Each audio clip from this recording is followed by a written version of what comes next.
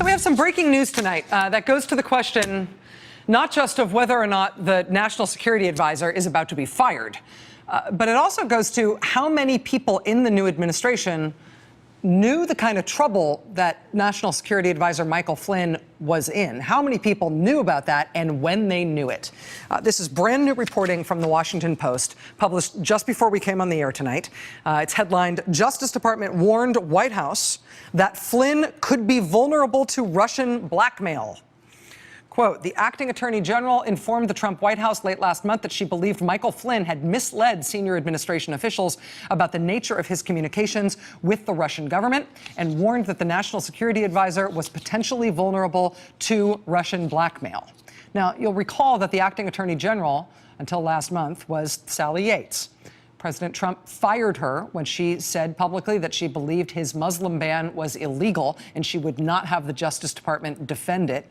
That view, by the way, has been borne out by many, many, many federal judges since she first put that in a letter to the new president.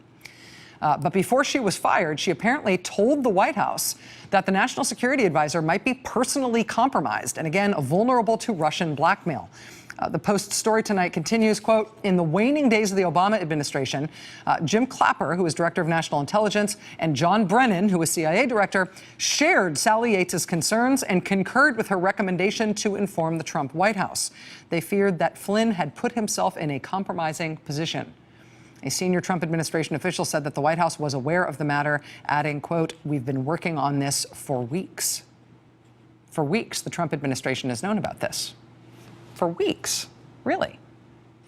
Joining us now is Adam Entous. He's the Washington Post reporter who broke this story tonight. Mr. Entous, thanks very much for making time for us tonight. I really appreciate it.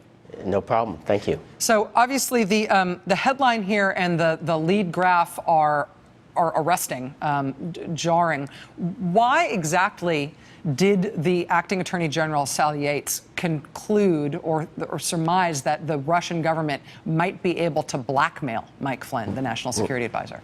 Right. So what happened was when this intelligence first came in, which would be in late December, early January, Yates saw the intelligence and was concerned that Flynn was potentially in violation of what's known as the Logan Act, which is a very obscure statute which would bar a non-government official from trying to influence another government's policies.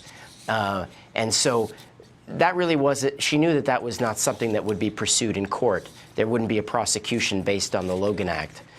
After Pence, the vice president-elect, and other top officials started speaking publicly in defense of Flynn when these calls were, when it emerged that these calls had existed, when they started to say things like, I checked with Flynn, and I can tell you now categorically that the issue of the election sanctions imposed by the Obama administration were not discussed in his phone calls with the Russian ambassador.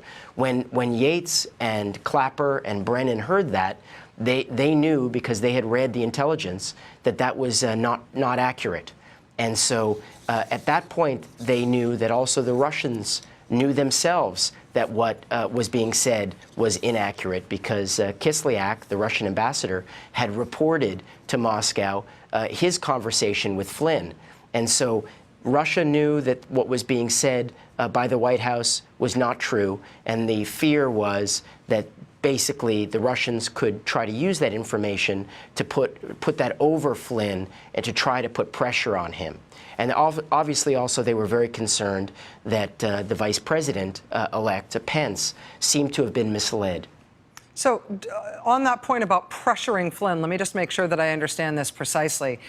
If the Russians knew that they had discussed sanctions, that Flynn had discussed sanctions with the Russian government, and they knew that he lied about it to the vice president and other senior officials, the Russian government conceivably could come to Mike Flynn, come to the national security advisor and say, hey, we want you to do this thing for us, and if you don't, we're going to tell the world, or we're going to tell the vice president, or we're going to tell the president of the United States that you've been lying to them. You wouldn't want that to happen, would you? You better do what we want.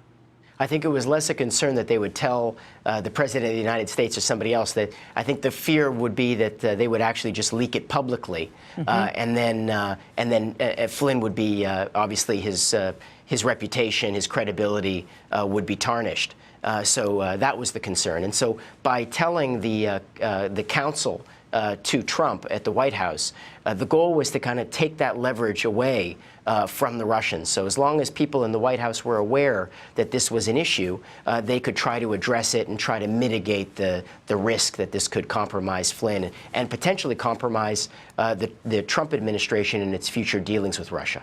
Adam, do you have any information about how the White House counsel, how Don McGahn reacted to this information, or whether the Trump administration took any internal action that they haven't disclosed thus far publicly?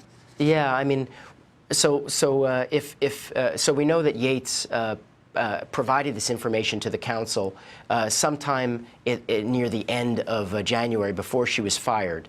Obviously, there's a period of a couple weeks that have passed since then.